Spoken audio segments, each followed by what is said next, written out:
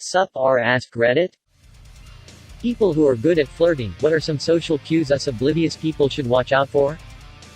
If they look directly at you while talking to their friend, it's a good sign. Oh god, it's looking at me, get security or something. God damn it, I laughed way too hard at that. Who did you look at? I read once that if someone looks at you after someone, doesn't have to be you, said something funny and everyone is laughing, they like you. From personal experience, it's true. This is like 90% true. It could also be someone you just admire. I heard this many years ago and sort of mentally logged the data. I found myself looking at good leaders as well, in the professional world. But yeah, mostly the girl I found cutest as well, outside professional life. OMG, I just learned something way too obvious about myself. Kinda knew it, but yeah, if someone says something I think is funny, I'll often check myself against the people I respect most. Usually it's my wife or my boss or a really good friend. Yup, same. When I'm with my family, I've mostly caught myself looking at my mom and grandfather to see if they thought something was funny too. So I shouldn't kiss my boss at the next conference? Why is this so hard for you? Tell joke, laugh at own joke, kiss boss on lips. Boom. Corner office. This guy offices. This one has always caused me a lot of misery, because when I like someone I always notice they look at another person in these situations. Hello fellow sufferer. What if that other person was looking at yet another person, who was looking at someone else, who was looking at you? Why does this feel like high school? Heard the same once and now I sometimes get paranoid when someone makes a good joke in a group setting. I just look around a lot because of my ADHD and always fear that someone might have heard this and will jump to conclusion. What a man whore, you, Dave_Coke is checking everyone in the group out. OMG, you, Dave_Coke, stop it, I'm married. I think you, Dave_Coke may have developed a foot fetish. Jesus, you, Dave_Coke, I'm your father. Rip the inbox of you, Dave_Coke. Good at flirting also means recognizing when the other party isn't receptive. If they're answering briskly and killing conversation, cut your losses and move on. Flirting is like sales. You won't get everyone, but if you chat with enough people, you'll find someone into you. Always be closing. Always. C, closing. K, keep. I, it. S, simple. S, stupid.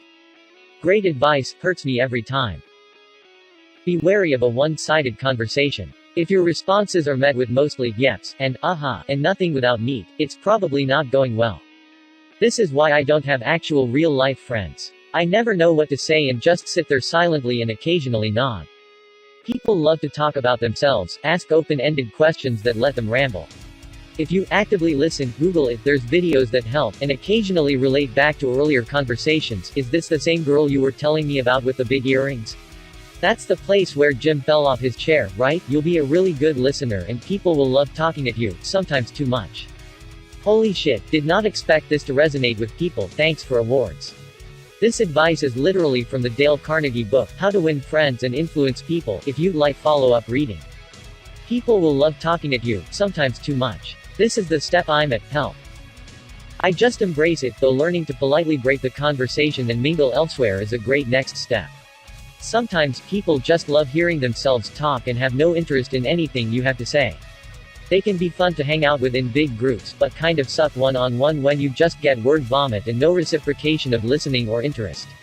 Go grab another drink, go to the bathroom, or say, oh it was so nice seeing you, I'm gonna go say hi to that person over there. I'm not the most talkative, but I love local music and have made a lot of acquaintances that I consider friends and enjoy being around.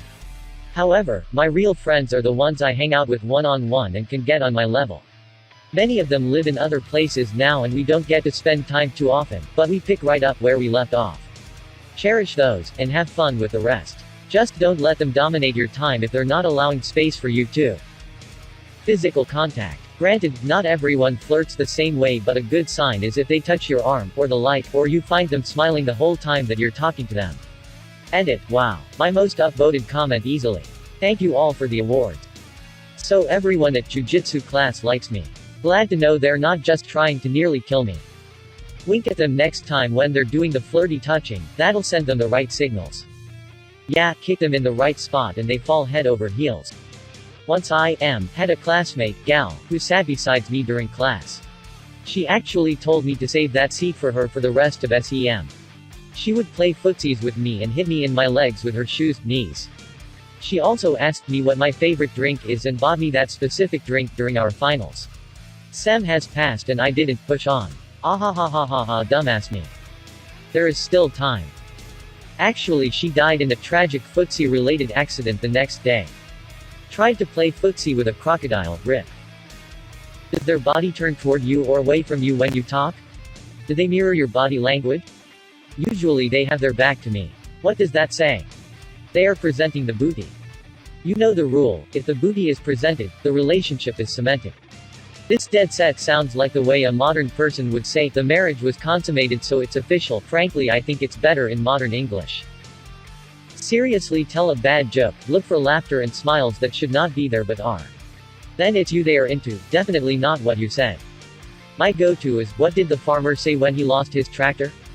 What? Where's my tractor? If they laugh, they either really like you, have heard the joke before, or are a tad crazy. Once you hear it a couple times, it actually starts getting funny though.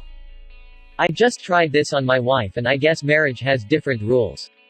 That one probably works better for crushes than marriages. You lose the obligation to laugh at someone's joke once you live in the same house.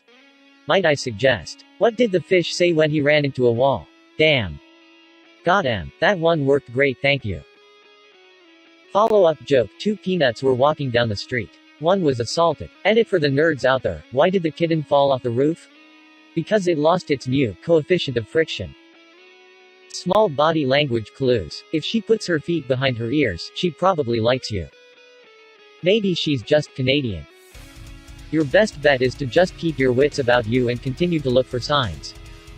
Or maybe she's just stretching? Point is you can't be sure, so don't jump to conclusion here. If the tractor helped you get laid, like and